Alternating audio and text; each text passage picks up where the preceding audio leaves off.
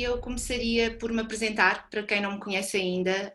O meu nome é Fátima Godinho, eu pertenço aos corpos gerentes da associação e é um prazer enorme e uma honra abrir este primeiro webinar, este formato novo, tendo em conta as circunstâncias e os tempos conturbados que vivemos, mas de maneira nenhuma sem deixar esmorecer aquilo que pretendemos sempre com estas reuniões e que é o móvel de todos nós para estarmos aqui hoje. Eu começaria só por fazer uma breve introdução para quem ainda não conhece a nossa associação, falar só umas poucas palavras sobre quem somos. Somos a Associação Portuguesa de Osteogénese Imperfeita, existimos desde 2006. O nosso principal objetivo é realmente a melhoria da qualidade de vida dos portadores de osteogénese imperfeita. E para que isso aconteça, temos tido um esforço imenso e temos sido capazes, na minha modesta opinião, de estimular o interesse e a formação dos profissionais de saúde, incentivando e apoiando a investigação dos mesmos. É fundamental e tem sido também outro dos grandes nossos objetivos, educar para a saúde dos nossos doentes e as famílias, bem como toda a sociedade onde os nossos doentes estão inseridos, promovendo a sua integração da forma mais correta e mais completa. E também temos tido, ao longo da nossa existência, como um dos principais objetivos a sensibilização e a informação da sociedade civil. Nada disto seria possível sem a promoção do diálogo com os órgãos de tutela, que nós também gostamos de pensar que somos o principal intermediário entre a palavra dos nossos doentes e das suas famílias e dos seus amigos com realmente os órgãos da tutela. Este segundo workshop da APOI, primeiro webinar, está designado por medos e ansiedades, está inserido num dos projetos da nossa associação, que é o projeto Saber Mais. Este projeto tem como objetivo o desenvolvimento de ações pedagógicas, capacitando os doentes com osteogénese imperfeita e os seus familiares, conferindo-lhes ferramentas para que eles melhor conheçam a sua doença e, ao conhecerem melhor a sua doença, melhoram seguramente a sua saúde. Não posso deixar de fazer aqui um agradecimento público e apresentar também a equipa que tem sido incansável e fundamental para que todos estes trabalhos, todos estes projetos sejam concretizados, que são a coordenadora dos nossos projetos e os assistentes de projeto. Refiro-me à Maria de Céu Barreiros, à Marta Rodrigues, ao Jorge Rodrigues, à Mariana Custódio e ao Tiago Mendes. Desde já o meu agradecimento a todos eles, que realmente são a força motora para que todos estes workshops e estes webinars e estes projetos andem para a frente e que tenham realmente dado significado à nossa associação. Este webinar vai ser orientado pela professora Margarida Custódio dos Santos, a nossa querida psicóloga da nossa associação, docente da Faculdade de Psicologia da Universidade de Lisboa e também da Escola Superior de Tecnologias da Saúde de Lisboa. Pretendemos com este webinar aprender algumas ferramentas de uma forma simples, de uma forma descomplicada, que nos ajudem a todos a lidar com os sentimentos que nos invadem quando estamos em situações de maior stress e tudo mais, sentimentos negativos que nos afetam enquanto familiares e amigos e portadores de osteogénese imperfeita. Pretendemos que seja uma reunião muito interativa, muito participativa, estamos aqui para falar uns com os outros e vou passar agora a palavra à Mariana Custódio, que melhor vos vai explicar o funcionamento do nosso webinar. Bom dia a todos, para quem ainda não me conhece, meu nome é Mariana, sou uma das assistentes de projeto da APOI. Passo então a apresentar as regras que deverão ser cumpridas por todos para que a reunião funcione o melhor possível. Devem então manter os microfones desligados. Caso não consigam, nós temos outros assistentes que têm essa função, mas por favor mantenham os microfones desligados para não haver ruído de fundo durante as apresentações. Podem fazer perguntas e comentários no chat ou bate-papo, que se calhar muitos de vocês têm, numa barra cá em baixo no Zoom. Podem escrever o que quiserem, nós estaremos a ver. Caso pretendam fazer uma pergunta mais dirigida, também podem escolher essa opção, mas já vou explicar como mais à frente. É importante que cumpramos o tempo. A apresentação tem um tempo limite e depois teremos mais uns minutos para fazermos a discussão e para partilharmos dúvidas e perguntas. Caso não consigamos ter tempo para responder a todas as perguntas, tentaremos enviar depois um e-mail respondendo a essas dúvidas. Podem escolher também o tipo de apresentação que querem, ou seja, cá em cima, na barra do Zoom, podem escolher se veem só uma pessoa a falar, se veem assim uma lista na vertical e veem mais ou menos 5 pessoas, podem escolher ter uma grelha maior e, portanto, conseguem ver mais pessoas. No entanto, quanto mais pessoas virem no ecrã, menos espaço têm para ver a apresentação. Portanto, também podem escolher se veem mais pessoas ou se veem a apresentação. Fica ao vosso critério. Este webinar será gravado, tanto as imagens como o áudio e o chat, para possivelmente, posteriormente, podermos partilhar com outras pessoas, não é? E mostrar que este webinar existiu efetivamente. Relativamente às questões e comentários no chat, se quiserem fazer uma pergunta mais privada, ou seja, que não queiram mostrar a toda a gente, podem escolher a opção onde dizem bate-papo, podem escolher a opção de enviar, em vez para todos, não sei se me estão a acompanhar, mas em vez de dizerem para todos, podem escolher uma pessoa. Neste caso, a pessoa que foi escolhida para receber essas perguntas é a doutora Fátima Godinho, e portanto devem escolher o nome dela, está lá escrito Fátima Godinho, tudo junto, devem escolher o nome dela e enviar a pergunta para ela. Isto caso prefiram que a vossa pergunta seja em privado. Se não se importarem de ser pública, para as outras pessoas também terem acesso às questões, porque às vezes pode haver a mesma questão para várias pessoas, façam então a pergunta para toda a gente, ou seja, para o público. E pronto, era isto. Agora pedia que sorrissem, porque íamos tirar uma fotografia todos juntos. Os que quiserem podem ativar a câmera. E pronto, íamos tirar uma fotografia para depois publicarmos a dizer que este webinar está a acontecer. Muito bem, espero que todos me estejam a ouvir. Obrigada, Mariana. Toda a gente a ouvir-me. Bom, então, antes de mais nada, agradecer a todos vocês que tenham inscrito, dizer que eu estou aqui com muito prazer, faço parte da associação já há muitos, muitos anos e é com muito prazer que estou aqui, é com muito prazer que estou também na associação, que considero como parte da minha vida e acho que vamos um bocadinho falar sobre esta questão dos medos e ansiedades. Quero dizer aqui algo, principalmente para o Sr. José Luís, não se preocupe se não conseguir escrever, não tenha problema nenhum, porque no fim da apresentação vocês vão ter os microfones que podem ser ligados e podem colocar as questões nessa altura. O que é que eu pretendo? Pretendo, obviamente, trazer-vos aspectos concretos associados aos medos e ansiedades e pretendo, sobretudo, chamar-vos a atenção para algumas coisas que vocês já viveram, que todos nós vivemos, mas que damos pouca atenção. Está bem? E se calhar, quando se fala destas questões de medos e ansiedades, era algo que nós deveríamos já ter aprendido muito mais cedo. Não esperar até idades avançadas para percebermos o que é isto da ansiedade, o que é isto de medo. A ansiedade, que é uma coisa que nós sentimos imenso, né? E o que é que são os medos. Bom, vamos então falar de ansiedade e de medos, e para nós podermos resolver o que quer que seja na nossa vida, temos que perceber o que é. Né? E por isso é por aí que eu vou começar. O que é isto da ansiedade? Se eu não sei o que é a ansiedade, obviamente eu vou ter muita dificuldade em resolvê-la ou tentar controlá-la. E, por um lado, saber o que ela é e depois o que a determina. Até porque se eu souber o que a determina, mais facilmente também eu posso atuar em cima desses causadores da ansiedade para a diminuir. E depois a última pergunta é saber se ela pode ou não ser controlada. E vocês vão ver que a resposta não é se calhar tão simples como nós possamos pensar. Mas começamos então por o que é a ansiedade.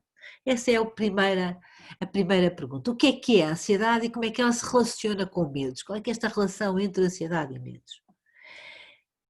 E o meu primeiro desafio em relação ao que é a ansiedade e, sobretudo, se esta questão de sentirmos ansiedade é ou não uma coisa adaptativa, ou seja, saudável, se é bom, se é mau, e como é que ela se relaciona com os medos. Eu trago-vos aqui 3 situações. A Paula vai ter hoje uma entrevista de emprego, ela quer muito esse emprego, mas sabe que há outras candidatas, eventualmente com melhor currículo. A Paula já se sente ansiosa há uns dias e agora, que está na sala de espera, está muito ansiosa. E a minha primeira pergunta, a minha primeira questão é: isto é bom ou mau para a Paula? É mau, eu acho que é mau. Mau. Parece ser mau, não é? Ela está muito ansiosa, ela está sentada na sala de espera, ela está extremamente perturbada, ansiosa. O mais normal é que ela, quando entrar na sua entrevista de emprego, vá ficar com dificuldade de resposta, se calhar vai ter dificuldade em perceber o que é que estão a perguntar, e ela vai ter, à partida, menor possibilidade de ficar com o emprego do que a Adelaide, que está sentada ao lado dela e que está bastante mais tranquila. Eu quase que diria, nesta situação, que a ansiedade é não adaptativa. Ou seja, é negativo eu sentir ansiedade. Ok, vamos para esta situação. O João sabe desde há 3 meses que tem um relatório muito importante para entregar. Falta neste momento 2 semanas. Numa conversa com um amigo, o João diz: eu sei que tenho que fazer o relatório já há muito tempo. Na altura até me pareceu muito tempo e relaxei. Agora estou a começar a ficar ansioso. E nesta situação, a ansiedade do João é boa ou má? É boa, senão nunca mais ele vai fazer o relatório, não é? Exatamente. Então aqui a ansiedade é adaptativa. Ou seja, reparem, numa primeira situação, a ansiedade parece-nos uma coisa muito negativa, numa segunda situação, a ansiedade aparece-nos como muito adaptativa, ou seja, muito positiva. Isto acontece-nos muitas vezes na vida. Quando nós estamos a aproximar-nos de uma situação em que eu vou ter que ter uma determinada prestação, mas que andei relaxando durante muito tempo, vai ser este aproximar que me vai começar a ativar um estado de ansiedade e que me vai levar à ação. De maneira que a ansiedade é motivadora da ação e aqui ela é positiva. E tenho aqui ainda uma outra situação. Isabel diz à sua filha Maria, uma jovem de 20 anos que tem osteogenesis imperfeita: filha, eu sei que é muito normal sair com os teus amigos, eu quero que isso aconteça, mas queria pedir-te para teres cuidado. À noite, andares nas ruas pouco iluminadas, a bebida, a possibilidade de acidentes. Tem cuidado contigo. Não queremos ver-te com gesso. A Isabel está a incutir ansiedade na Maria. É bom ou mau?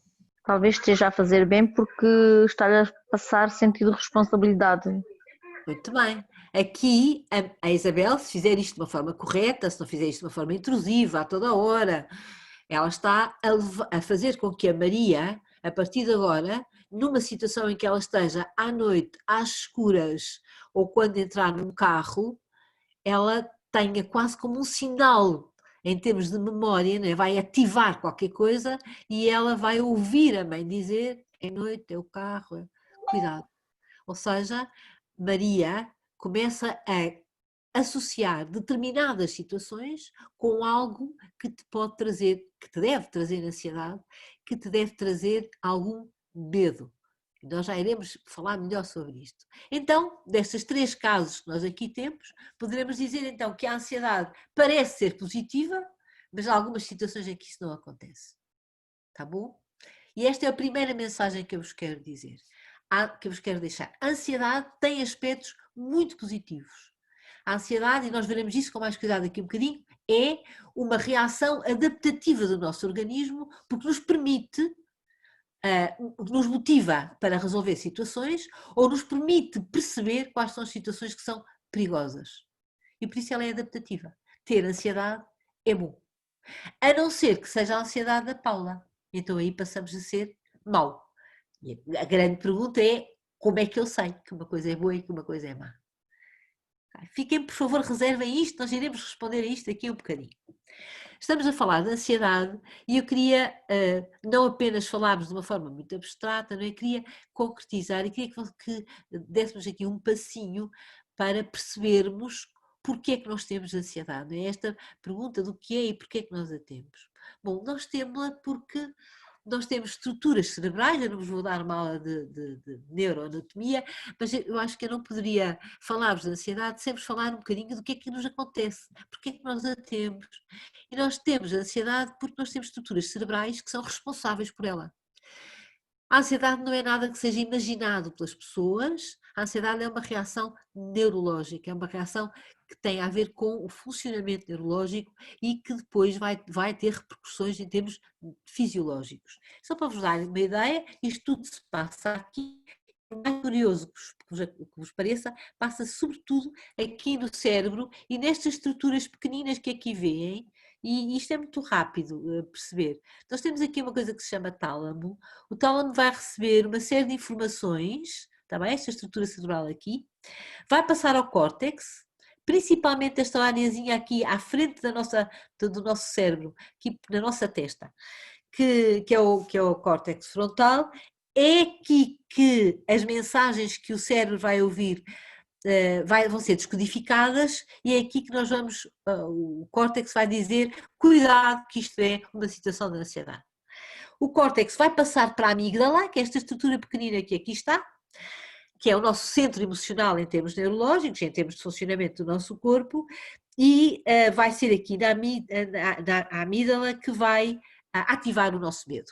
A amígdala é a nossa estrutura emocional cerebral, vai ativar o nosso medo e depois vai entrar em contacto com estas estruturas pequeninas que aqui estão, quer o medo núcleo, que vai perpetuar esse medo, quer o lóculo cerebelo que está aqui, que vai iniciar a resposta da ansiedade, quer depois aqui o hipocampo, que vai memorizar, deixar memorizado a ansiedade.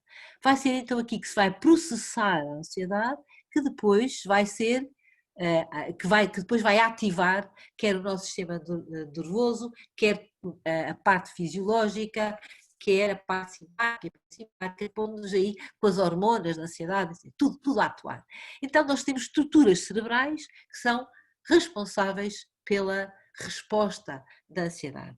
E podemos dizer depois disto, então, que a ansiedade é uma resposta neuropsicológica ou neuropsicofisiológica a uma ameaça que pode ser real ou pode ser virtual, mas é algo que o nosso córtex pré-frontal atribui ou descodifica como é ameaçador, é uma situação de ameaça, e que vai ativar os nossos circuitos centrais, ativa em nós e em qualquer animal, circuitos centrais para nos preparar para enfrentar a ameaça ou fugir dela. E esta preparação é tudo aquilo que vocês sentem quando nós estamos ansiosos. O batimento do batimento cardíaco, o aumento cardíaco, o aumento da frequência respiratória, o aumento da tensão muscular, as paragens de digestão, porque nós não temos oxigênio para termos tensão muscular e fazer digestão tudo ao mesmo tempo, o suor, porque nós aumentamos a temperatura do nosso corpo e por isso suamos. Tudo aquilo que nós associamos à situação de ansiedade é então aqui desplotada por estes circuitos centrais neurológicos. Então, a ansiedade é uma resposta neuropsicofisiológica a uma determinada ameaça e é a resposta fisiológica de medo. E é aqui que a ansiedade e o medo se juntam. Falávamos há um bocadinho que nós temos estruturas, sobretudo as questões do medo núcleo e ativada pela amígdala, que nos fazem ter o sentimento de medo. O medo vai se associar a estas reações fisiológicas. Nós temos, como eu estou a dizer, a resposta fisiológica, a ansiedade é a resposta fisiológica ao nosso medo. Quando nós temos medo.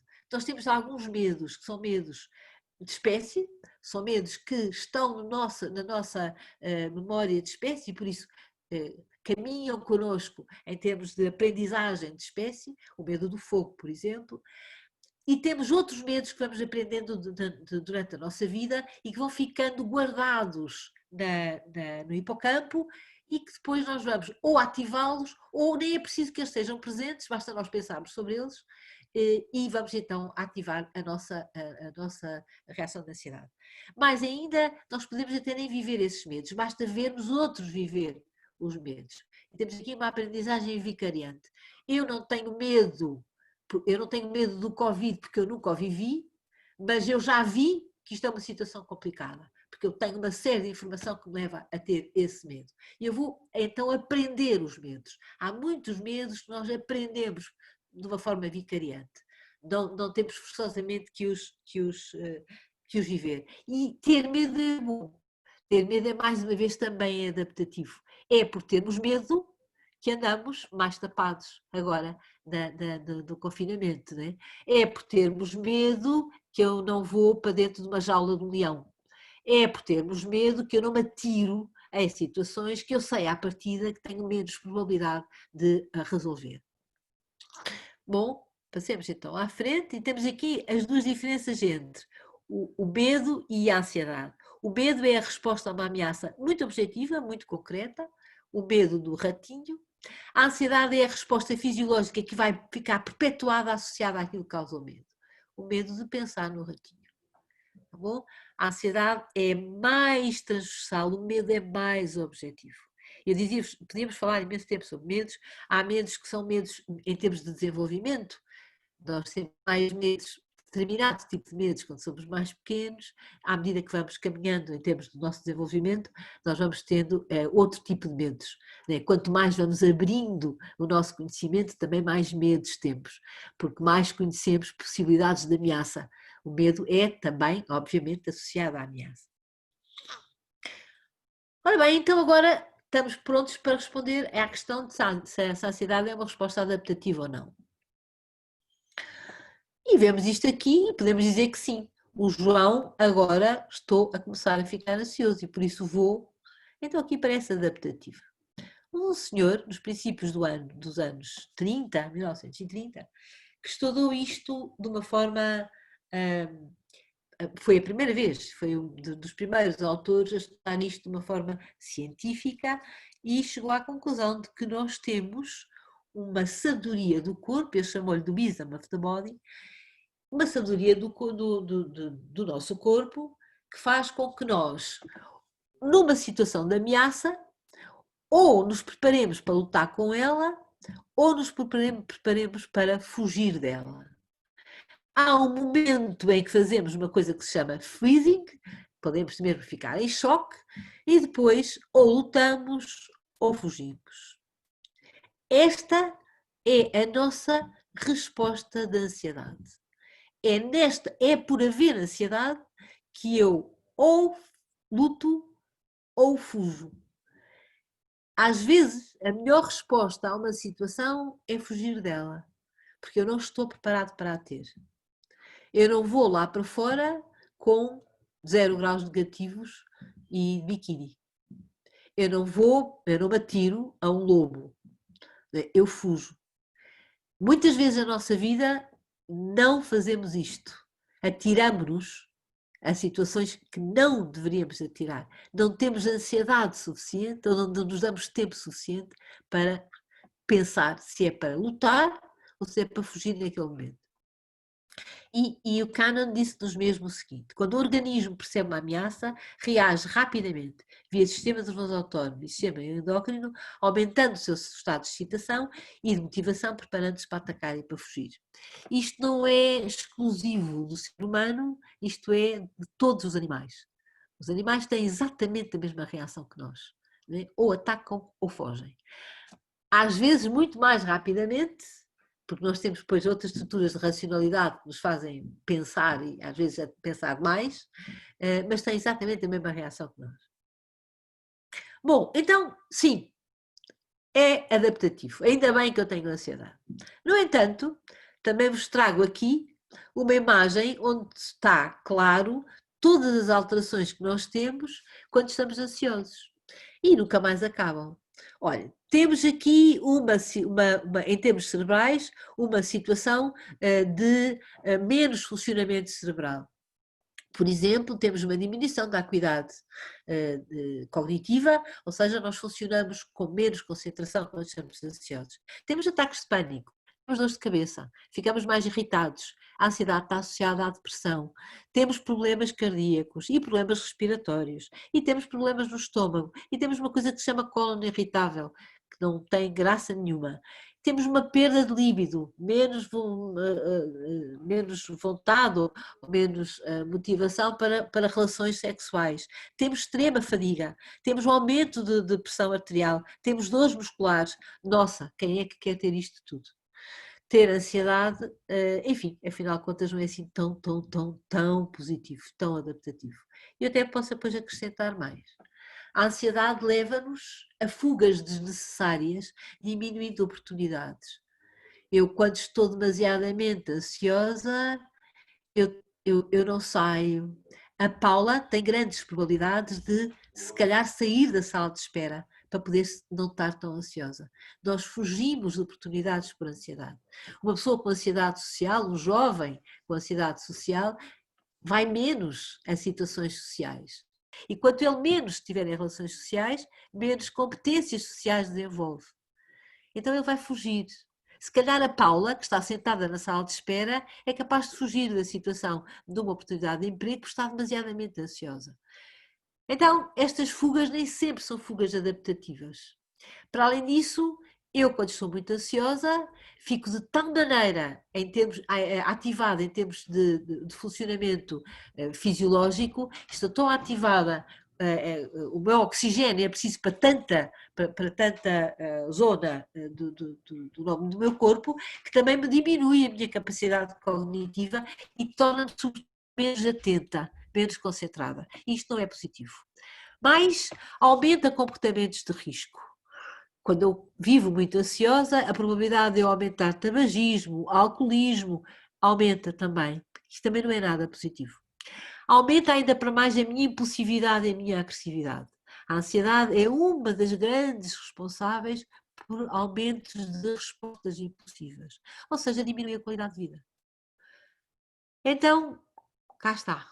De novo, né? Eu tenho a ansiedade como algo positivo, mas como algo que pode ser muito negativo, diminuindo a minha capacidade de resposta e a minha qualidade de vida.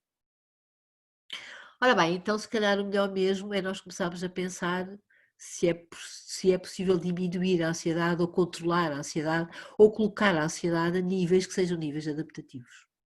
E para isso eu preciso saber o que é que a determina. Era isso uma das coisas que eu acho que é importante eu trazer-vos. Porquê é que eu estou ansioso? O que é que determina a ansiedade? Há uma série de razões, eu vou falar de outras, mas há uma que me parece ser aquela que depende mais de nós e como tal deve ser algo que nós devemos refletir, pensar e se calhar atuar sobre ela.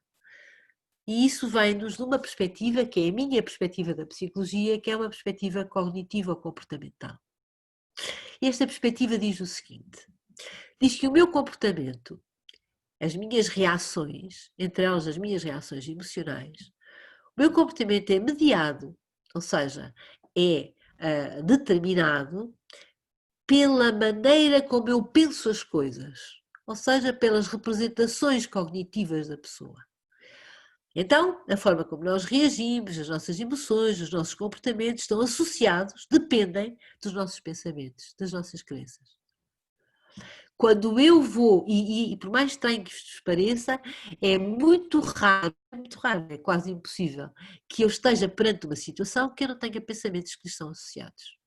Quando eu entro numa aula, eu vou com pensamento já determinado em relação ao professor ou à matéria que vai ser dada. Quando eu entro numa reunião, eu tenho uma determinada expectativa. Quando eu estou com alguém, quando eu faço um exame, eu tenho um pensamento associado àquilo que eu estou a fazer. E a minha resposta, quer as minhas emoções, quer os meus comportamentos, dependem destas crenças. É uma coisa que nós não pensamos nunca, não temos noção nenhuma. Nós sabemos e estudamos imenso na escola o funcionamento dos nossos aparelhos respiratório e circulatório, todos, e não estudamos o aparelho psicológico. Nós temos-lo, vivemos com ele a toda a hora. E esse aparelho psicológico é dominado pelos pensamentos. O que é que eu penso em relação às coisas, o que é que eu penso em relação a mim. E essa é uma das coisas mais importantes. Então, os nossos pensamentos influenciam as minhas emoções e influenciam os meus comportamentos. Mas Pensamentos, sentimentos e comportamentos são interativos. E nós estamos sempre aqui neste ciclo. Vamos então passar isto a uma coisa prática. Aquilo que nós dizemos então é que as emoções desagradáveis, como por exemplo a ansiedade ou a depressão, segundo este modelo, são determinadas, está aqui a setinha, por pensamentos. E sobretudo por pensamentos negativos, por exemplo, autocríticas, distorções cognitivas, erros cognitivos. E há 12 erros cognitivos. Então, os pensamentos levam-me a ter determinada emoção e depois a ter um determinado comportamento. Pensamentos negativos, distorções cognitivas levam-me à ansiedade e os meus comportamentos numa situação de ansiedade são normalmente comportamentos inadequados, de evitamento, de fuga. Estes comportamentos inadequados vão-me levar a ter mais pensamentos negativos. Conto-vos uma história. A Maria e a Joana são duas amigas.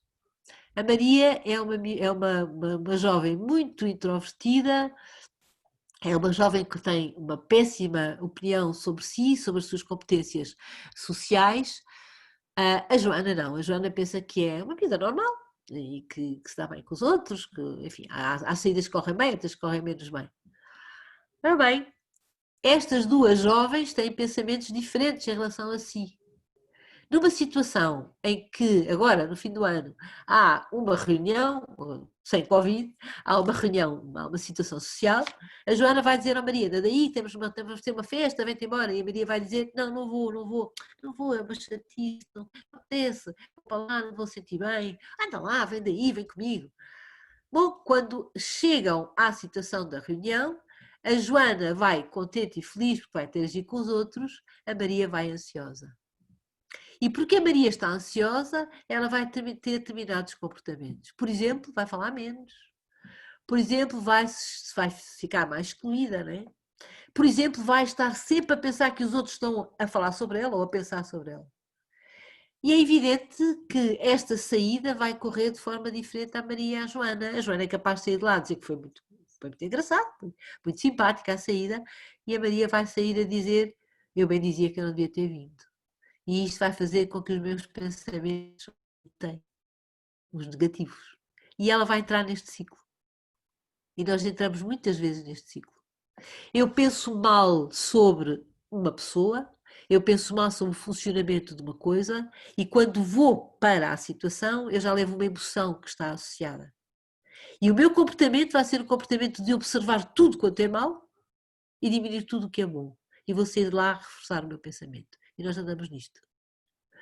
Numa terapia cognitiva ou comportamental, aquilo que nós fazemos em termos terapêuticos é cortar isto de alguma maneira. Caminhem comigo, agora para uma situação prática. A Paula, não é? A Paula vai ter hoje uma entrevista de emprego, ela quer muito emprego, está muitíssimo ansiosa, está na sala de espera muito ansiosa. A emoção dela é uma emoção de ansiedade. Ela tem pensamentos negativos acerca dela. Por exemplo, querem dizer um ou outro. Ela está a pensar o quê? Uma coisinha. Vai correr bem, que não vai ser contratada. Não vai correr bem, não vou ser contratada, as outras são melhores do que eu sei que eu de certeza absoluta não vou conseguir responder, já me aconteceu atrás, eu se calhar não devia estar aqui, eu não sirvo para isto. Estes vão ser os pensamentos dela. Estes pensamentos são aquilo que estão aqui a aumentar a probabilidade da emoção. E como é que qual vai ser o comportamento dela durante a prestação da entrevista? O que é que vos parece?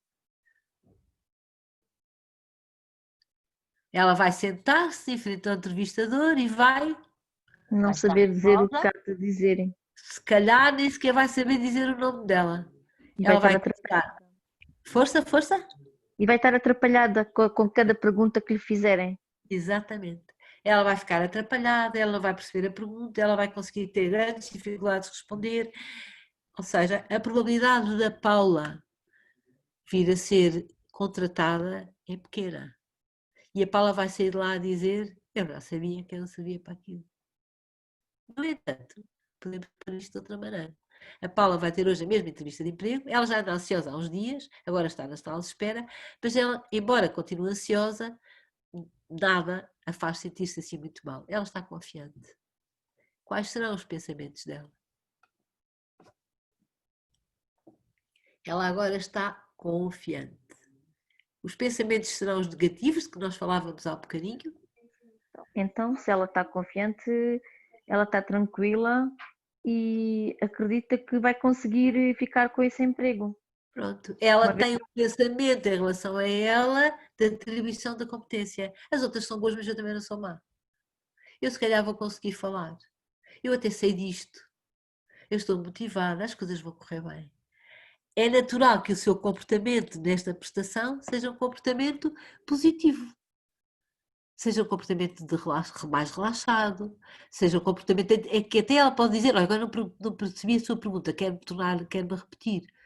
Porque eu não parto para a entrevista a pensar isto vai correr mal.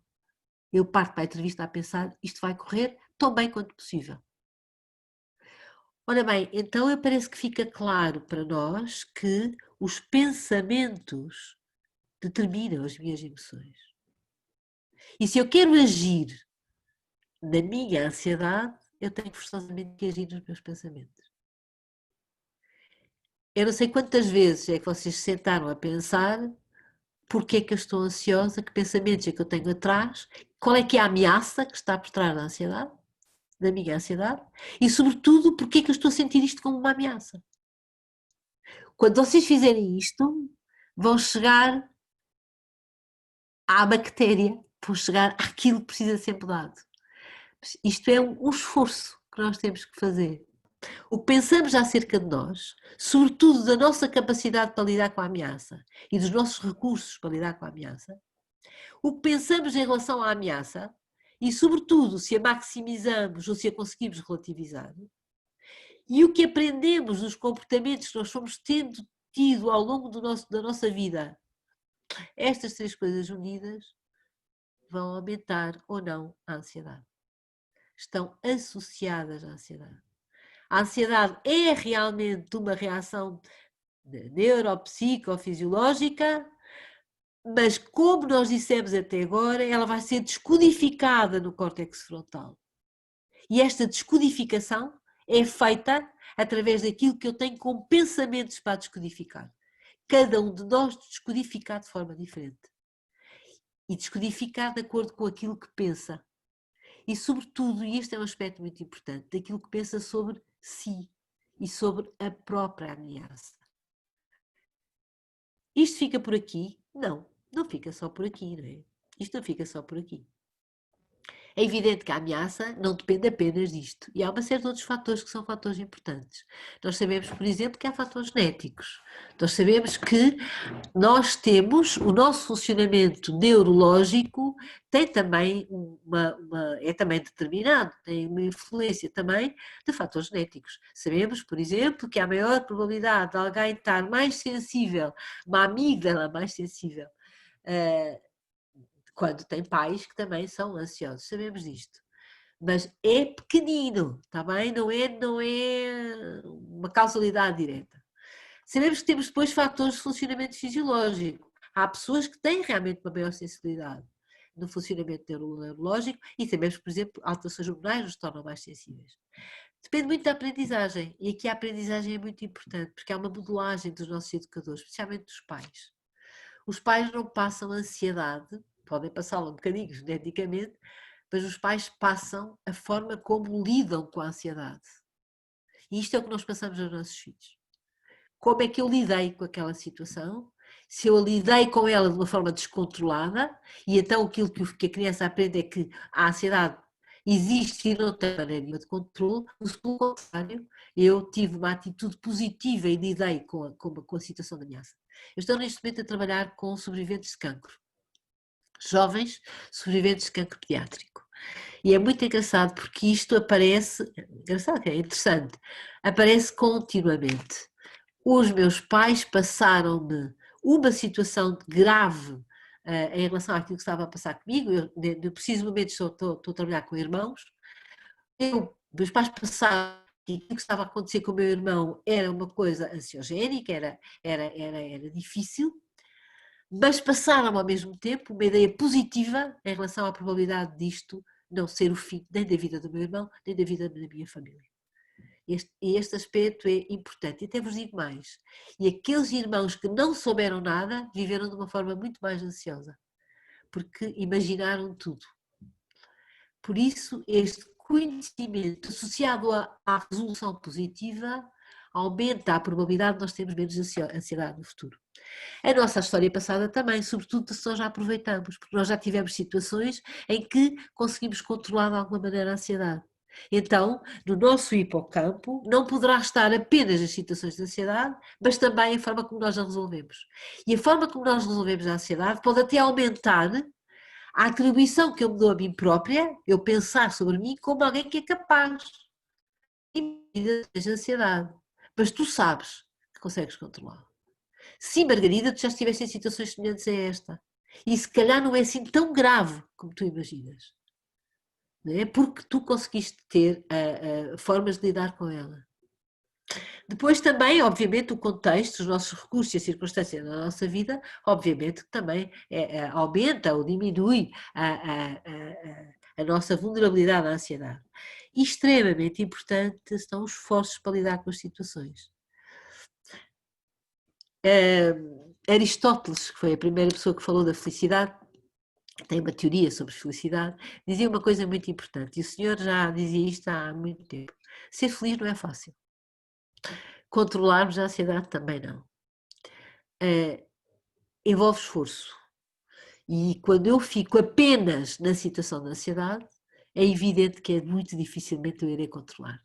Porquê? Porque eu tenho que me esforçar para controlar a ansiedade. Vocês reparem, vocês têm que se esforçar para contrariar aspectos de funcionamento neurológico. Tem que haver esforço para o controle da ansiedade e aprendizagem em relação a isso. E é isso que eu vos trago agora um bocadinho, algumas das estratégias importantes para nós podermos, algumas estratégias para podermos controlar a ansiedade. Estas estratégias não dão para todos, darão mais para uns do que para outros, e há uma coisa muito importante: precisam de ser treinadas. Como tudo na nossa vida. São estratégias e por isso precisam ser treinadas. Algumas são mais fáceis, porque algumas têm a ver com a nossa própria personalidade, obviamente, outras, obviamente, são mais aprendidas.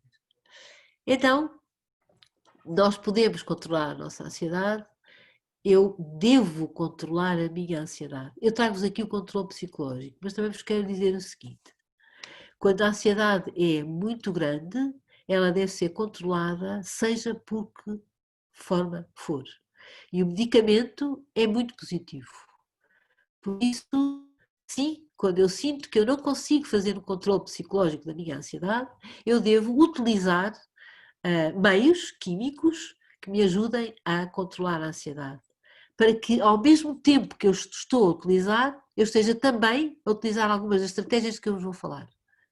E esses meios químicos, que vão funcionar diretamente no funcionamento neurológico, permitem que eu vá desenvolvendo outros mecanismos para um dia vir a não necessitar dos meios químicos.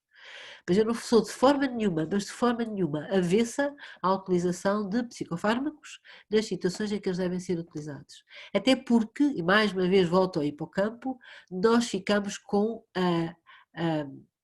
as memórias da ansiedade, e eu devo ter o menos possível memórias da ansiedade. Sabemos, por exemplo, que pessoas que tiveram ataques de pânico têm maior probabilidade de vir a ter um novo ataque de pânico. Por uma razão simples: ficou aprendido. E como tal, 1000 vezes tomar um ansiolítico do que ter ataques de pânico. Tá? De forma absoluta. E ao mesmo tempo depois ir desenvolvendo outro tipo de estratégias. E o quê? O que é que nós sabemos? Nós podemos controlar a ansiedade controlando o que pensamos sobre a ameaça e controlamos como pensamos em relação a nós.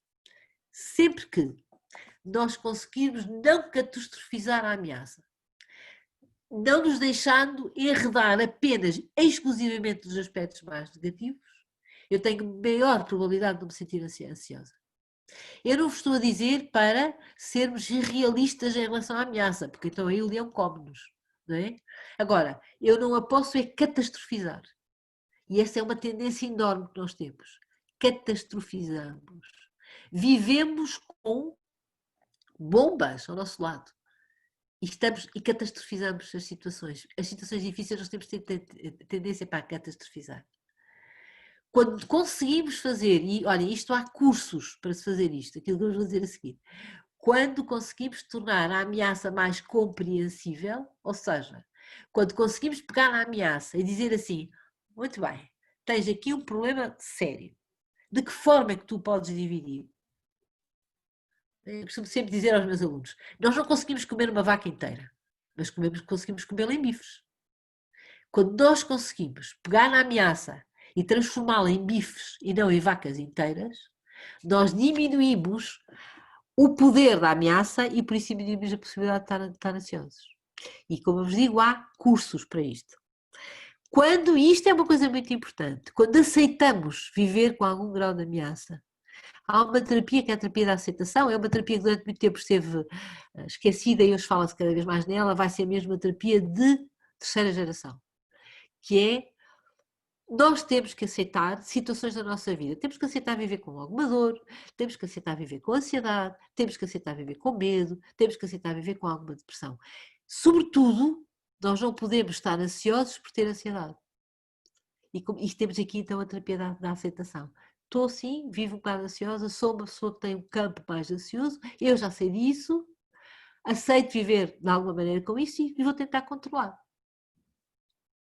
Quando encaramos com uma atitude, quando encaramos a situação de ameaça, com uma atitude de resolução e não de estou ansiosa, estou ansiosa, estou ansiosa, estou ansiosa, estou ansiosa, estou ansiosa. Isto é horrível, isto é mau, isto é mau, isto é mau, e não há nenhuma atitude de resolução. Se nós conseguirmos mudar isto, nós diminuímos a ansiedade, controlamos a ansiedade. E depois, muito importante, o que é que nós pensamos em relação a nós? Eu não sei se vocês têm feito ultimamente, ou só uma vez fizeram, uma redação acerca de vocês. Quem é que eu sou? Quem é que eu sou? Quem é que eu sou? Quais são os meus recursos? Quais são as minhas forças? Quais são as minhas fraquezas? E, sobretudo, de que forma é que eu consigo ter para mim a situação de a minha força? Quase a acabar. A minha força. Então, atribuição de competência. Atribuímos competência. Eu sou minimamente capaz de enfrentar a situação. Atitude positiva, realista em relação aos nossos recursos. Não exigirmos de nós o irrealista. Eu falava-vos que há 11 erros sérios cognitivos. Por exemplo, esta ideia de que tudo o que eu faço tem que ser perfeito ou que só podem acontecer coisas boas. Aceitarmos as nossas imperfeições e nossos erros. Não é aceitar só uma sentadinha, mas é dizer, pá, olha, tiveste mal agora. E temos uma coisa muito importante que se chama locus de controle interno. Estou mesmo a acabar, falta um slide. Locus de controle interno, que é, o locus de controle é o centro de controle da minha vida. E o centro de controle da minha vida tem que ser eu. Eu sou controlada por um montão de gente. Desde a minha neta tem um ano, também já me controla. Eu sou controlada por um montão de gente. Eu sou controlada por um montão de circunstâncias de vida. Mas no fim da linha, eu sou controlada por mim. Isto é algo que é muito importante ter na nossa ideia. Por último, é evidente que a ansiedade depende não só disto tudo, depende também do meu estilo de vida. Dormir é extremamente importante para a ansiedade. Alimentar-me corretamente é extremamente importante para a ansiedade. Fazer exercício físico é fundamental para a ansiedade. Ter um exercício cognitivo é fundamental. Não descurar os meus afetos é fundamental também. E por último, ter respeito e cuidado connosco. E este é talvez um dos aspectos que nós também pensamos menos. E pronto, dou assim por acabado. Questões ou comentários estou à vossa espera e agradeço. Vou ficar aqui, está bem? Sobretudo com esta questão do respeito e cuidado. Muito obrigada. Espero que vocês tenham ficado alguma coisa e agora estou aqui pronta para perguntas. Muito obrigada, professora Margarida, com a qualidade que já nos habituou e realmente ajudando-nos todos aqui a gerir um bocadinho melhor estas dificuldades que temos nos nossos no nosso dia a dia. E está uma pergunta no chat, feita pela Maria do Céu Barreiros, que questiona, que diz que, olá, um dos nossos grandes medos das pessoas com osteogénese imperfeita é o medo terrível das fraturas, da dor e de toda a incapacidade que segue a estas situações. Chegamos a assistir a situações de pânico quando nova fratura acontece. como podemos controlar estas situações? É isto que se chama stress pós-traumático? Bom, queria vos dizer que eu não trouxe de propósito a minha apresentação apenas centrada na osteogênese imperfeita, porque me parece que, e em situações de osteogênese, porque que estava à espera das vossas questões e sobretudo porque eu queria que vocês ficassem com a ideia de que a ansiedade da osteogênese imperfeita, em termos transversais, é igual em relação ao que quer que seja. Eu posso andar para trás e vou-vos já responder a isso. Ora bom, vamos pensar no medo das fraturas. O medo das fraturas é o medo que está lá no tal do hipocampo, né? Ficou ali, ficou agarrado.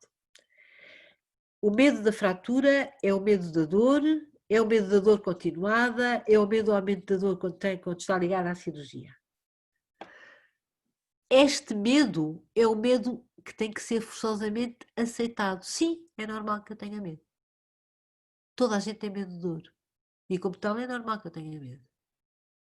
A passagem agora é a passagem para, e eu consegui ou não resolver aquela situação? Como é que foi a sua resolução? O que é que correu menos mal? Eu, quando ativo o medo, eu tenho que ativar o resto.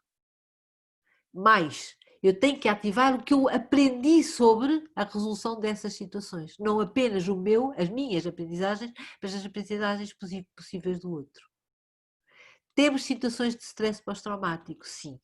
Essas situações são situações muito particulares, associadas a trauma, a uma situação traumática que depois vai ser revivida para a frente, não é? Na situação de stress continuado. O que é que nós fazemos no stress pós-traumático? Aquilo que nós vamos fazer é ativar exatamente aquilo que eu estou a falar agora. Por exemplo, ativar a minha competência para lidar com a situação da dor e lidar com a situação que vem depois da dor. Lidar com a situação dos profissionais de saúde, lidar com uma eventual cirurgia. Depois, ter uma atitude que é uma atitude positiva, realista em relação a que recursos é que eu tenho para lutar com isto. Eu não vou de forma nenhuma anular, isto é o erro, o grande erro que nós temos, que é eu não posso ter medo. Não, você vai ter medo, porque o medo é uma reação neurológica, você vai tê-lo, de certeza. Isso é a mesma coisa que dizer, eu vou tirar o meu hipocampo. Claro que eu vou ter medo. Agora, eu não posso é ficar situada nesse medo, ou exclusivamente centrada nele. Ok? Eu tenho medo. E depois, como é que eu lutei? E depois, o que é que eu ouvi dizer para lidar melhor com isto? Este é o passo a seguir. E isto acontece em relação às fraturas, mas pode acontecer em relação a todos os outros medos que vocês têm no vosso dia-a-dia, independentemente de estar ligado à osteogênese ou não estar ligado à osteogênese. Depois, e importantíssimo, não exigimos o irrealista. Isto vai tudo correr bem. Não vai tudo correr bem. Que este é outro erro brutal. Isto acontece muito com os profissionais de saúde. Esteja descansada, vai tudo correr bem. Não vai tudo correr bem. Esteja descansada que vai tudo correr pelo melhor. Ok. Esteja descansada, nós estamos aqui a ajudar, somos um recurso. Certo? Tá bom? De maneira que estes aspectos são extremamente importantes. E esta parte importantíssima que é, neste momento, eu tenho a fratura. Qual é que é, neste momento, o que é que há a fazer? Isto vai por passos. E depois eu não sei se eu tenho cirurgia ou não. O que se passa muitas vezes é que quando eu tenho a fratura, eu já estou num bloco cirúrgico, eu já estou não sei onde. Neste momento, isto pode vir a acontecer, sim, é verdade.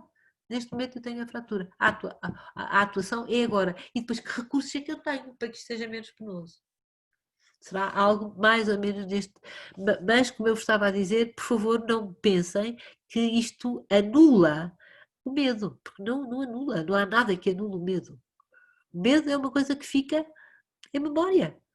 Eu não posso anular memórias, não anulo memórias. Também eu tenho é que não deixar apenas a memória daquilo. E não esquecemos das situações positivas, sabem? Ficamos de tal maneira marcados com as negativas que esquecemos das positivas.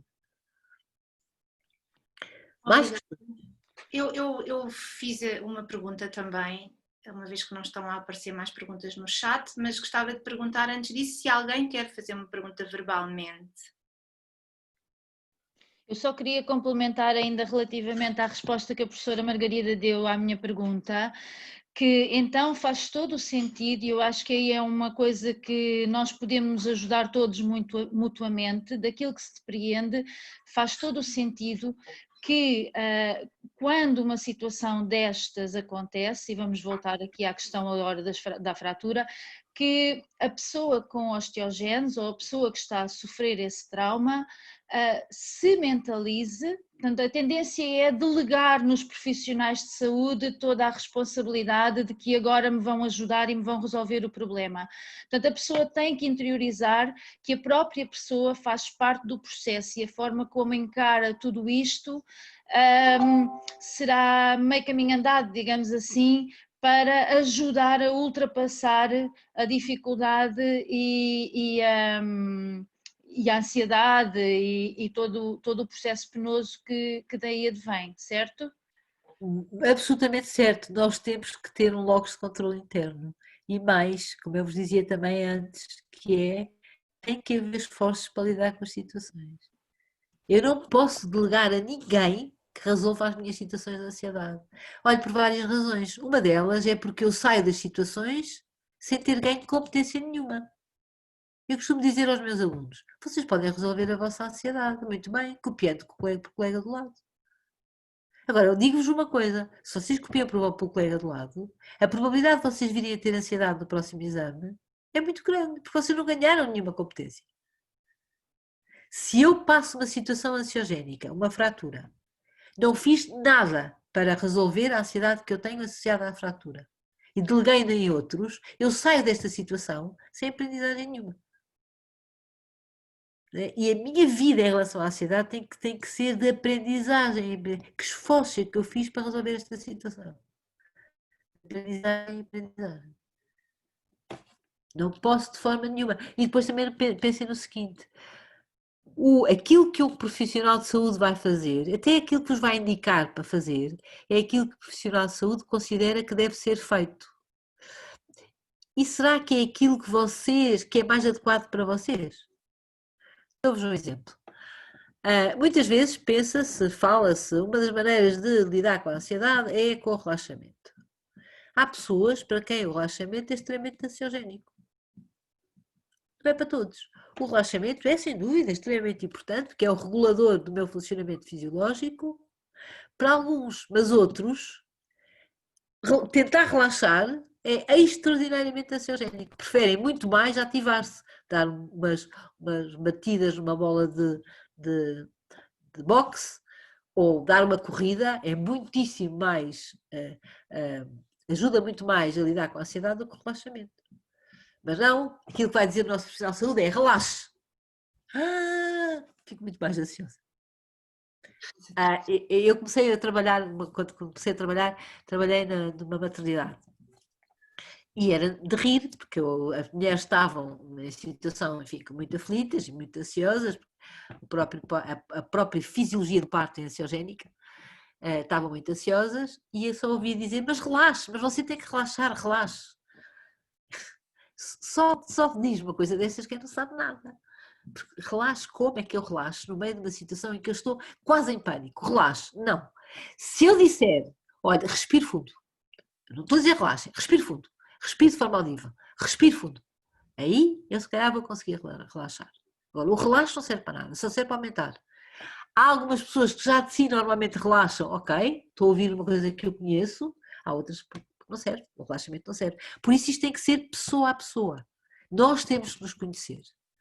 E temos que ser responsáveis, nós temos que ter um locus de controle interno. Ser responsáveis por nós. E aqui eu acho que às vezes não é só nossa gente imperfeita, há todos para nós, esta tendência para nos vitimizarmos. É tudo muito mau, é tudo muito mau. É uma tendência. Pelo contrário, temos outros que não se vitimizam, têm o locus de controle interno e dizem, ok, vamos lá ver então. É tal coisa, né? A vida deu-me limões. Onde é que eu tenho açúcar para fazer uma boa limonada? Exatamente. Professora Margarida, eu identifico-me como familiar de uma criança com osteogénese, com tudo isso que acabou de dizer e com a questão da CEL, e a minha pergunta é muito prática. Nós neste momento somos invadidos por realmente, desde livros até técnicas de relaxamento, até estratégias para lidarmos com a ansiedade, sendo a ansiedade uma das principais patologias modernas, ainda mais reforçada agora com esta realidade que estamos todos a viver.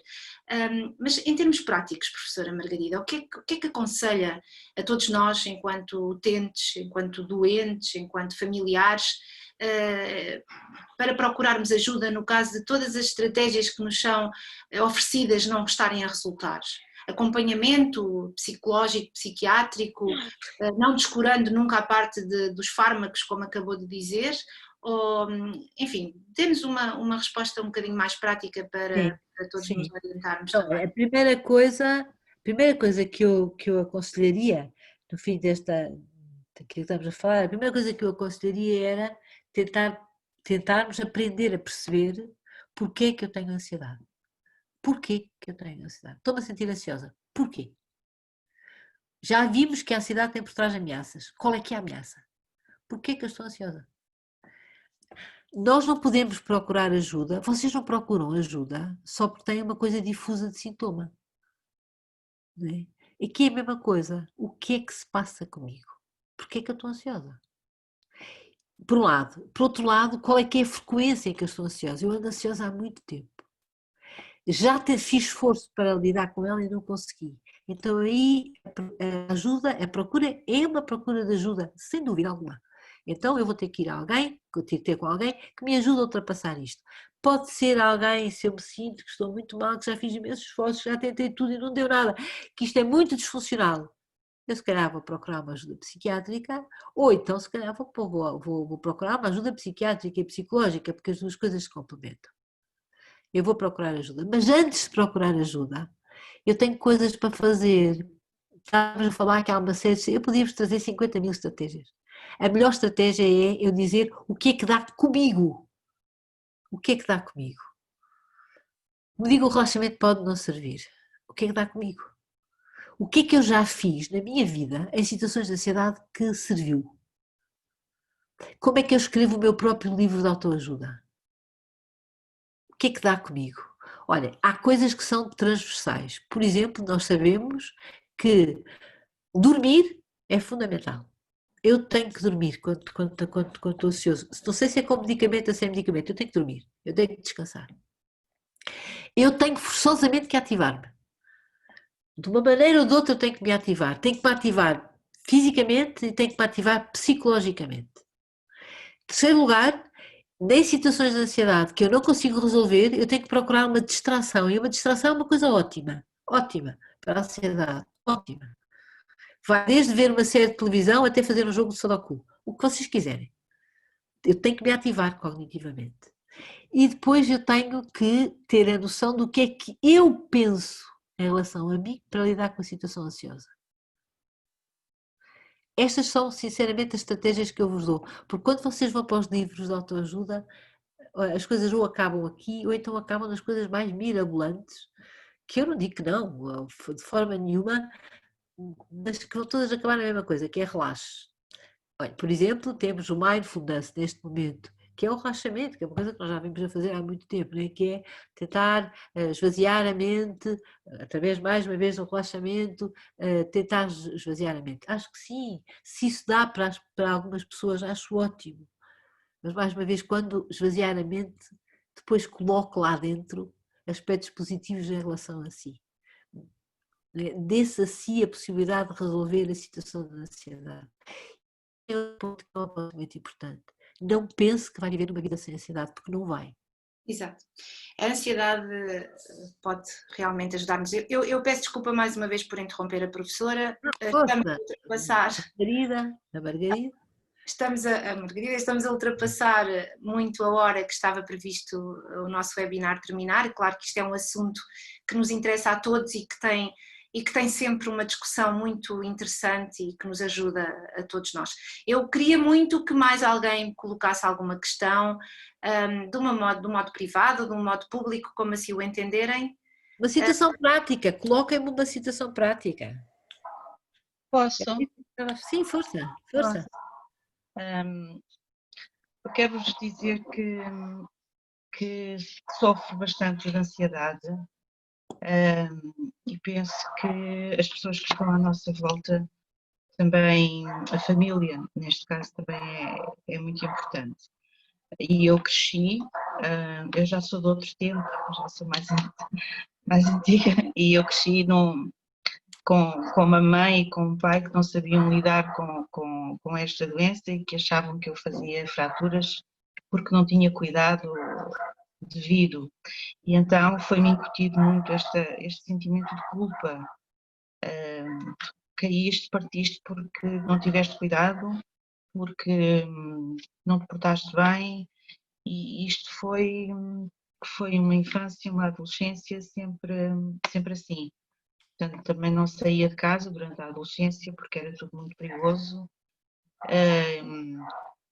e comecei a sair há uns anos atrás, e mesmo assim ainda às vezes tenho que ouvir quase que, quase que é uma ameaça quando eu vou a algum lado: olha, tu vê lá porque não pode acontecer nada, pronto. E isto é um fardo, é um peso que eu carrego em cima de mim, porque por mais que eu diga isto tanto pode acontecer saindo de casa, indo para uma viagem, como pode acontecer em casa, parece que as pessoas não entendem muito bem isso.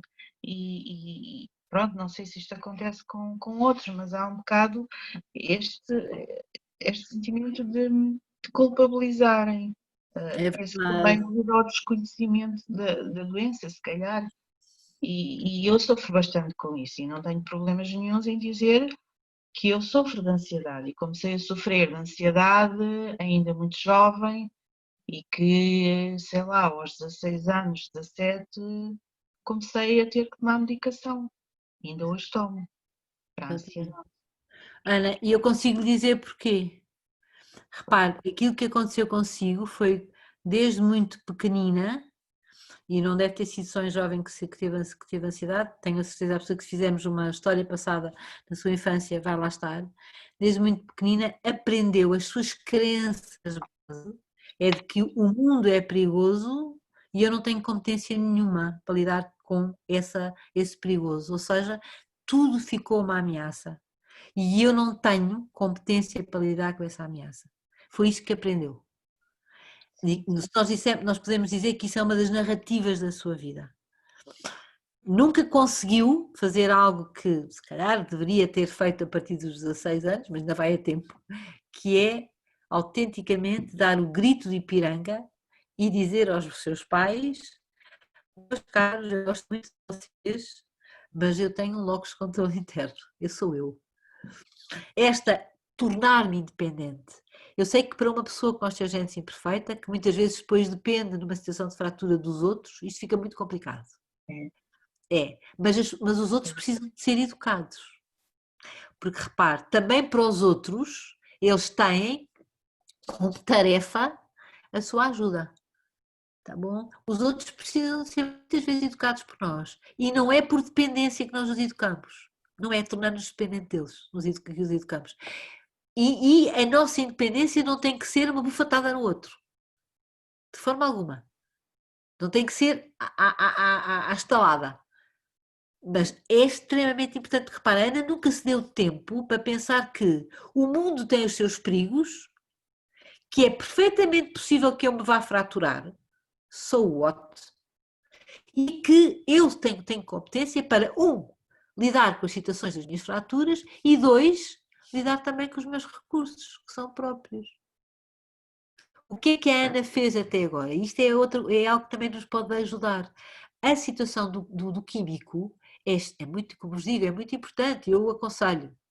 No entanto, se eu não acompanhar a tomada do químico, do medicamento, com o crescimento pessoal, eu vou só tomar químicos a vida toda. Eu só estou a tratar o sintoma, eu não estou a tratar o problema. Esse é que é, o problema é esse, é que nós temos muito a ideia de que como me sinto um bocadinho melhor com o ansiolítico que tomo, eu deixei de ter problema. Não, o problema está lá. Enquanto eu não resolver, ele vai lá estar. Eu quando retirar o químico, o problema vai lá estar na mesma. Agora, sim, estávamos a falar em relação aos seus pais. Eu não digo que não seja por falta de conhecimento da doença, mas não é só por isso, acredito-me. aquilo que acontece, e não acontece só com a urgência imperfeita, eu lido com muitas doenças crónicas, o que acontece é que estes pais ficam com um paradigma de ajudar, ou seja, ficam com uma ideia de ajudar, que é assim. E até podem conhecer muito bem a doença. Só que a ideia que eles têm de ajuda é esta. E não saem daí. Principalmente se têm filhos que lhes permitem que eles não saiam daí. E não, desculpe interrompê-la, mas por mais que nós digamos que não, é difícil fazer ver as coisas de outra maneira. Pois, não pode ser só dizer que não, é fazer que não. Pois. Só dizer que não serve. Só dizer que não serve mesmo. É fazer que não. É fazer que não, com muita calma, mas fazer que não. Eu posso... E depois, força. Não, ia só dizer, é assim, eu ponho no lugar dos pais, e há uma coisa que eu penso que é muito importante, e se calhar estão aqui vários pais a ouvir-nos neste momento. Eu não considero que seja exemplo para ninguém, mas partilhando um bocadinho aquilo que foi a minha experiência, uma das minhas maiores preocupações a vida inteira foi sempre pensar que mais importante do que uma perna partida, por muito importante que isso seja, é uma cabeça desestruturada. E, portanto, aquilo que, enquanto mãe, eu tentei de alguma forma fazer foi controlar os meus impulsos, porque obviamente nós amamos os nossos filhos e temos tendência a protegê-los de tudo, foi controlar os meus impulsos de sobreproteção e entrar num processo de aprendizagem comigo própria, em que certamente eu perceberia que limitar o convívio, a socialização, a brincadeira, a atividade física de uma criança poderia ter um impacto muito maior na saúde dela, na saúde física e na saúde psicológica, e eu digo na saúde física por estranho que possa parecer, porque às vezes pensa-se que por a gente não deixar os meninos mexerem-se, eles se partem menos, e isso não é verdade. Quanto menos se mexerem, menos massa muscular e menos massa óssea ganham e, portanto, a probabilidade de fratura é ainda maior.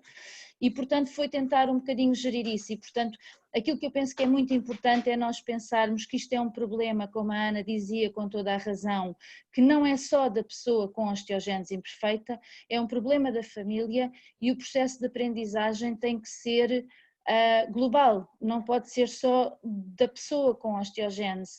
Tem que ser um processo de aprendizagem, se calhar também para os pais, que vão ter que aprender a viver uma realidade diferente daquela que tiveram com outros filhos, se calhar, e pronto, isto era só um bocadinho um contributo, partilha daquilo que foi a minha experiência pessoal. Eu acho que isso é extremamente importante, porque passa-se isso com a osteogénese imperfeita e passa-se isso com pais que têm crianças que não têm osteogénese imperfeita. Esta permissão para que os nossos filhos saiam dos ninhos, tenham uma vida própria, tenham uma autonomia, é sempre difícil, é sempre um processo difícil, é sempre um processo de corte, e por isso é sempre um processo difícil. Agora, o que está a dizer é importante, eu não tenho, aquilo que eu tenho que dar aos meus filhos em termos de recursos para que eles saiam de casa, tem forçosamente que incluir a competência para eles serem autónomos. E essa competência só é possível quando eu permitir a autonomia. Porque senão eles não vão ter.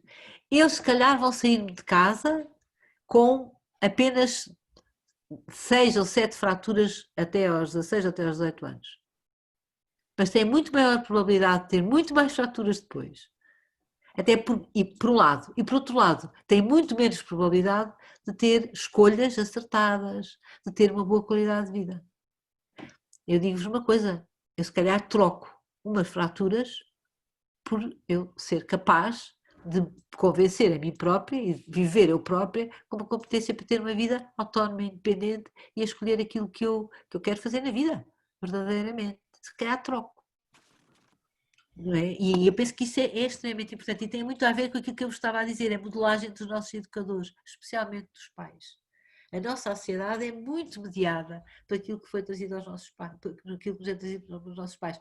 Olha, tu não te esqueças que estes são os teus, são as tuas fraquezas. Depois tens uma série de forças. Lembra-te das fraquezas e lembra-te das forças.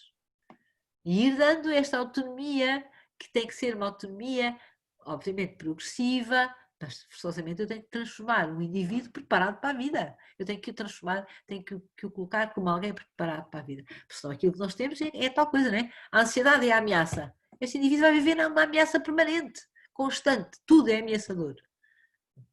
Não vai a lado nenhum, de certeza absoluta, porque é muito difícil. Ou então, como estava a dizer a Ana, vai carregar consigo um sofrimento e uma culpa que é, se calhar, tão ou mais difícil do que carregar com a osteogênese.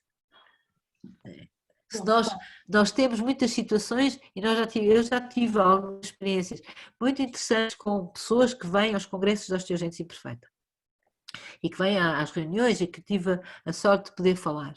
E é incrível que nós temos pessoas para quem a osteogênese imperfeita é uma condição, mas não é a condição da vida. É apenas uma condição. Eu falo com pessoas que vão de avião de um sítio para o outro, que eu digo, mas como é que chegou? Então, vim. Mas veio como? Mas vim. Eu nunca mais me esqueço daquela médica, nunca me lembro do nome dela, em Dubrovnik, né, que íamos ao café, que íamos jantar, íamos lá por cima de uma série de níveis, que aquilo costumava, era muito, muito alto e era muito íngreme, para chegarmos ao restaurante, e ela disse, não, quero ir a esse restaurante, e nós temos, mas como é que vais lá chegar? E ela disse, como é que eu vou lá chegar? Vocês vão me levar ao colo. Como é que eu vou lá chegar? Claro que vou lá chegar. Eu disse, pensei, isto é incrível, esta mulher é incrível. Claro que eu vou lá chegar. Então vocês põem-se-me ao colo e eu vou lá chegar. Reparem-me o que é em termos de saber dela própria, não é? De segurança. O objetivo é aquele. Quais são os meus recursos? São vocês. Então eu vou usar os recursos. Eu não sei quantas pessoas portuguesas diriam com aquela calma, ela é pediatra, ao céu, como é? Eu não sei nunca sei o nome dela, dizer, não vamos ao restaurante. Claro que vamos, vocês vão me levar. Claro que vamos ao restaurante. Que é um bocadinho diferente de eu sou culpabilizada, os meus pais dizem que isto é tudo uma ameaça e que eu se calhar melhor não sair, completamente diferente. Bom, eu vejo-me obrigada realmente a fazer aqui o papel de vilã. Como eu já disse, é um assunto que estou a ver que temos que repetir este nosso webinar, porque temos ainda muito que falar. Não sei se já não haverá mais questões. Estamos a ultrapassar já em meia hora aquilo que nos tínhamos proposto inicialmente. Eu acho que vou ter que encerrar aqui o nosso webinar por hoje. É um prazer. Quero agradecer a todos. Quero agradecer particularmente à professora Margarida, mais uma vez, por nos ter ajudado com todas estas questões que tanto nos afligem e considero realmente que este webinar foi um sucesso. Obrigada. Nós estamos realmente perante uma associação que tem uma motivação fantástica, graças aos nossos associados. A força da associação são os associados e fica desde já aqui o convite para quem não é ainda nosso associado se fazer. E nós vivemos de voluntariado. Os donativos que nós às vezes requeremos são mesmo porque precisamos deles para fazermos acontecer todos estes projetos e para podermos proporcionar-vos estes momentos de aprendizagem. Irá ser enviado um questionário de satisfação para todos, que é importantíssimo que respondam para vermos em que é que podemos melhorar ainda mais os nossos workshops, a nossa atividade. E se realmente não há mais nada a dizer, mais uma vez agradeço a todos, sem exceção, a presença, o trabalho em estarem aqui. Professora Margarida, muito obrigada. Nada, foi um prazer enorme. Se tiverem questões, por favor, coloquem, mas eu estava à espera que vocês me trouxessem a parte mais de questão mais prática para poder depois falarmos um bocadinho sobre elas. Tivemos algumas. Muito obrigada, Ana e Simão, por partilhar connosco a sua situação. Agradecemos muito, foi muito enriquecedor a sua partilha. E as outras pessoas, obviamente, obrigada por estarem aí. Se tiverem alguma questão, têm o meu mail. Terei todo o prazer em falar depois convosco, está bem? Obrigada mais uma vez a todos, um resto de bom dia e bem-vindos à nossa associação, para quem está connosco pela primeira vez. Adeus, um bom dia. Obrigada. Fim de Dia. semana. Bom dia, obrigada. Adeus, bom dia. Bom dia.